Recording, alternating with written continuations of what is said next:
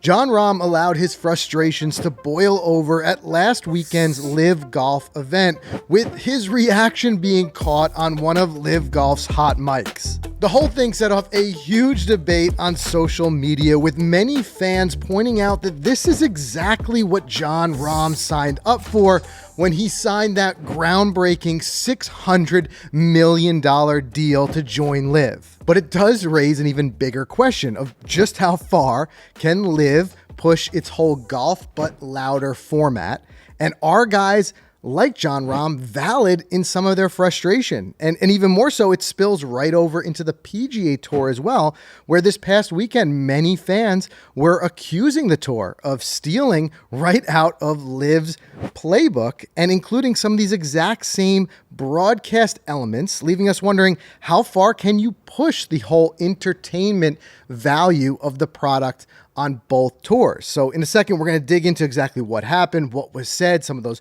player and fan reactions to all this. But before we do, we want to thank this week's sponsor, Titleist, guys. The Titleist Pro V1, Pro V1X, and Pro V1X Left Dash are the most technologically advanced in the game, and they deliver the ultimate golf ball performance choice. Mike and I have had the benefit of testing all of them. Mike is playing the Left Dash. It really helps take some of that spin away from his game. I love the Pro V1 for its feel, but no matter what, the most important thing is to go and get fit. There are incredible options in that entire lineup. You will find the right fit for your spin, your game, and no matter what, you know you're playing the best ball in the game. So go get fit, go to Titleist.com, find a fitting option near you. It's something that you will definitely benefit from in your game and your confidence level, knowing you're playing the right ball for you. Now, I got to point out, of course, just me here today. Zoom over to Mike's chair. He's not there. Mike is away on a family vacation. So wish him well. Hope he has a great time out there. But let's get into this Jon Rahm incident. So what happened was, first and foremost, it's no denying, nor is it any secret, how much Jon Rahm has been struggling this season. You know, he came out of 2023 as clearly one of the hottest golfers on the planet. And of course, that led in part to that huge deal to sign for LIV, $600 million. But since then, it's been a bit of a struggle for Jon Rahm. And again, I wonder how much of this plays into that frustration that boiled over last weekend, which we're going to show you in just a second. But you got to build that picture of understanding Jon Rahm. His best finish, he's had two T3s in LIV events. He has not yet won a LIV event. Of course, the way he finished last season made him a heavy favorite to pick up a quick win on LIV, but he's not quite gotten across that line yet.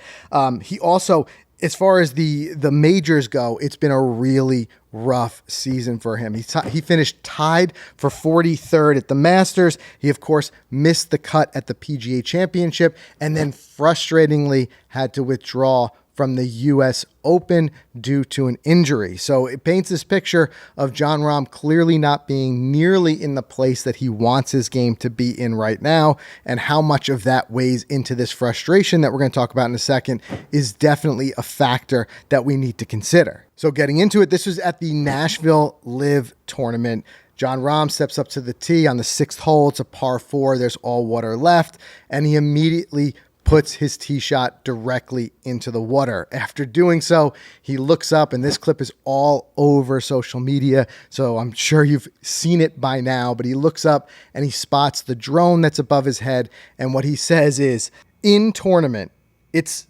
effing incredible. Right on my backswing. These effing drones every time." So I'm not going to say exactly what he said, but you know which word was used. Interestingly enough, too, when it comes to LIV, reportedly, and from everything that I've seen and dug up, there's no fine for players to swear on the open mics. That's something that you've seen before on the PGA Tour, players being fined. And it feels like every single week on LIV, something is caught on a hot mic and it makes its way around social media. And honestly, it's kind of been split between fans. Some love it for the rawness of it. Others hate it, and it's just one more part of what they don't enjoy about the LIV broadcast. But regardless, it's what was said. It's what happened when Jon Rahm was actively blaming the noise of the drone on his poor tee shot. But more importantly, what happened was the reaction after the fact on social media. Many people came out saying that Jon had no right to complain. This is exactly what he signed up for. The literal motto of the LIV League is golf but louder. And a lot of people just kind of really dug into it, saying that, this is exactly the type of spectacle that Rahm signed up for when he signed his big deal. This is no surprise. He knew that this is the type of thing that was going to be happening. We'll talk more about it in a second, but at LIV events, they are generally louder. There's music that's played. There's things like that, saying that really he has no leg to stand on. But it raises a bigger question for me.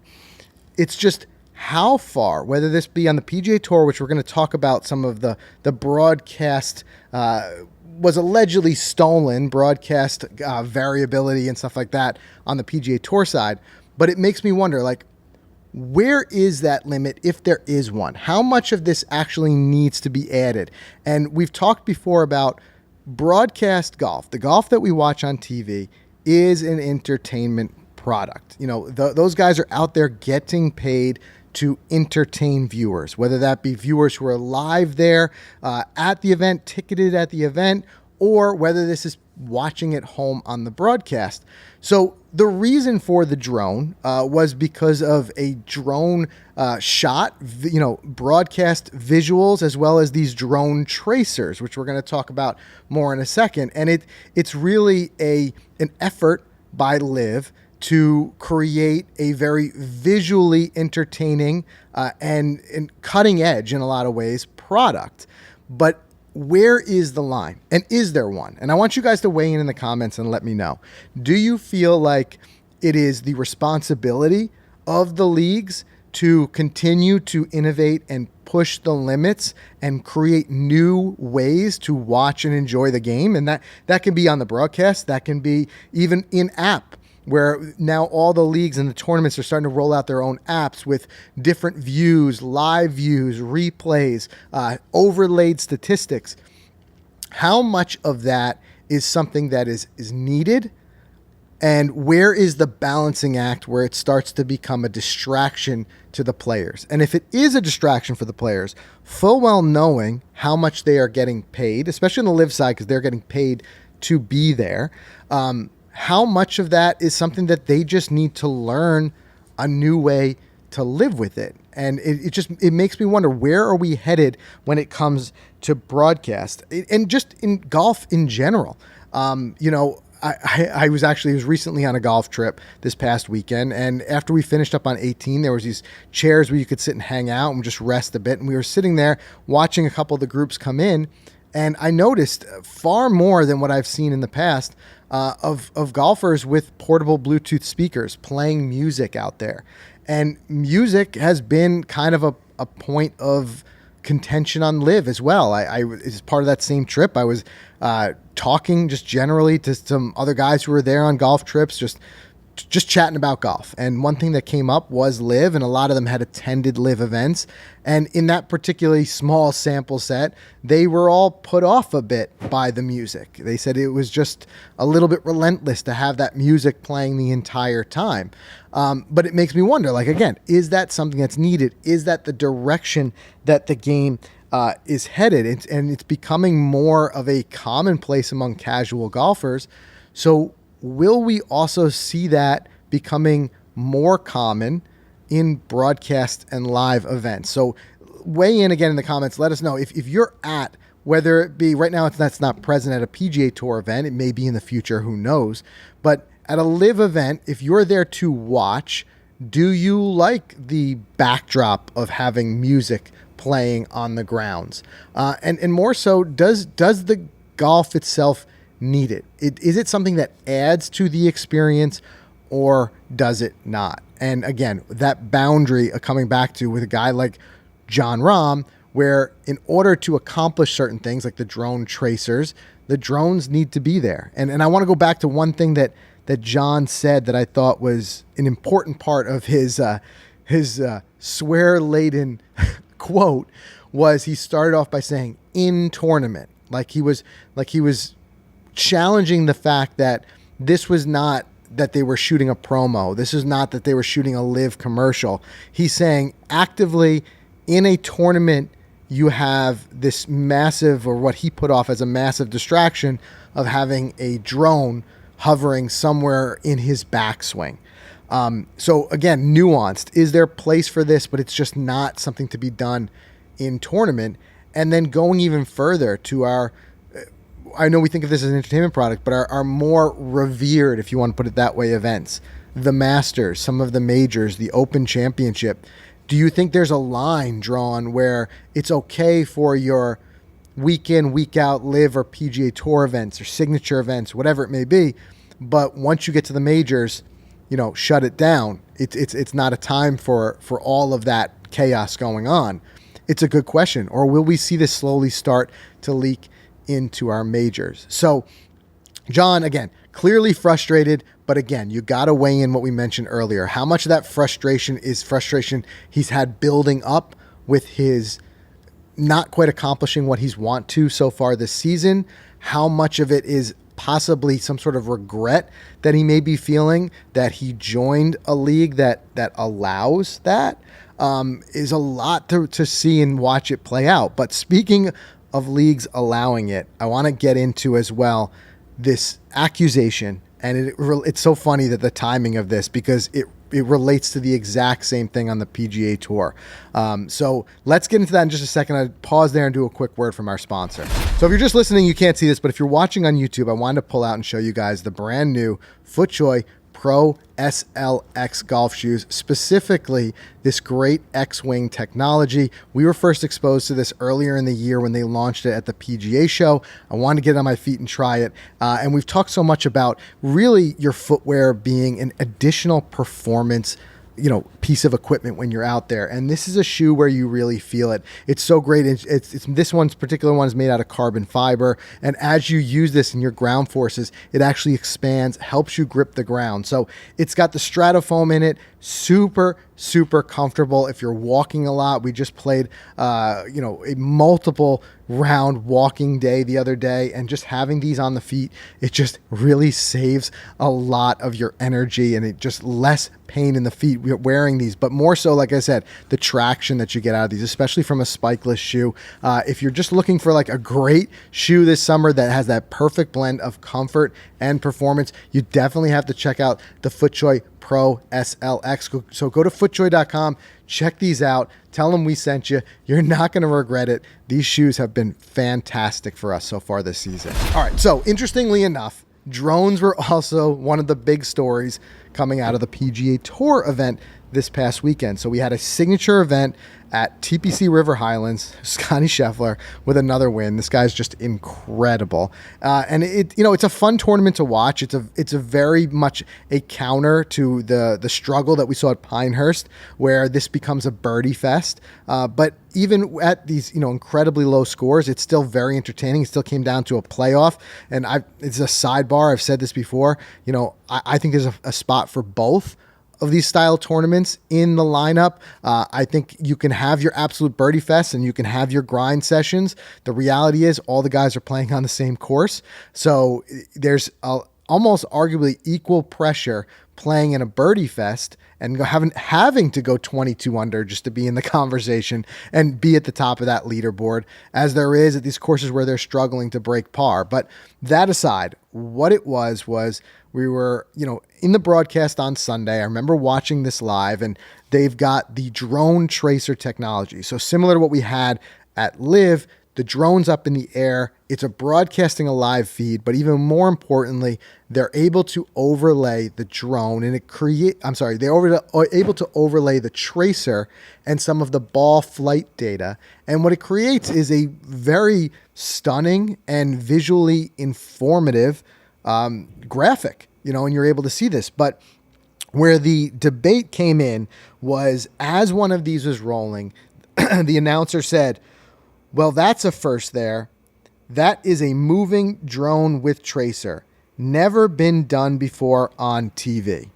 Now, important again, He didn't say never been done on the PGA Tour, because this was the first time they rolled this technology out at a PGA Tour event. He specifically said never been done before on TV. And this got a lot of LIV fans really, really heated in some of the comments.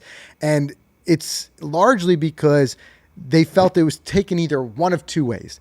Either the PGA Tour, and through this broadcast, were directly lying and saying that this was a first, full well knowing that it wasn't. The context of that being that 9 months ago, LIV rolled out almost the exact same technology using drones in their events, in their broadcasts last season. So either they're trying to sweep that under the rug and just lie and basically say they're the ones who were the first to debut it, or they're paying so little attention, honestly, to what's happening at LIV that maybe they were just wholly unaware of the fact that that LIV had done this similar thing.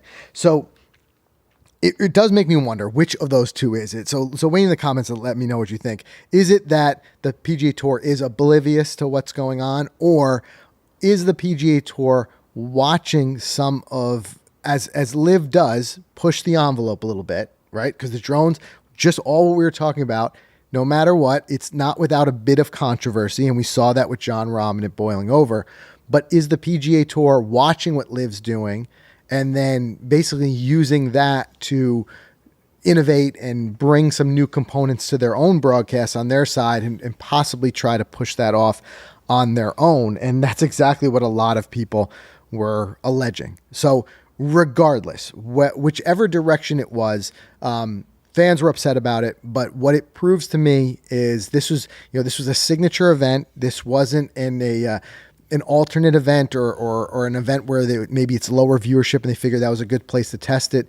They rolled this out at one of the biggest events of the season, and it just tells me that I believe it's here to stay. Now we've got these drones whizzing around on both the PGA Tour and LIV events, and it all boils down to that same debate that I've just been hammering on here, because I think it's something that's going to be deeply in the conversation as both leagues, whether they continue to operate separately or together, continue to evolve and try to push that broadcast product. We're going to see more of this, drones, things happening overhead and around us. And does it create chaos for the players? Is it something that the players just need to find a way to tune out and just continue to perform? Because full well knowing that these massive purses, it's not just on LIV, there's massive increases in the purses on the PGA Tour. In order to do that, you've got to have viewership, you've got to have broadcast. So will players start to accept that as, excuse the pun, but par for the course and unfortunate, like a reality?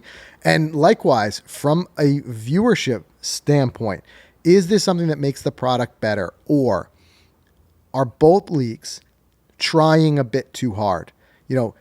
Does golf stand on its own as entertaining enough? You guys let me know what you think of this. Whether you're there in person, buying a ticket, walking the grounds and watching it live, or whether you're watching it in a broadcast, is the golf itself enough? Or do these leagues need to push and innovate even further to create visuals, ambiance in this case, music that's played at the LIV events?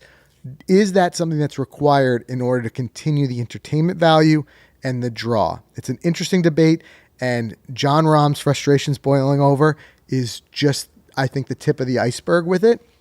So players are going to either need to find a way to get around it, or players may push back and say that some of this stuff can't be allowed at tournaments. Be interesting to see. We'll continue to watch as it plays out. Make sure you guys subscribe wherever you get your podcasts, and we'll see you in the next one.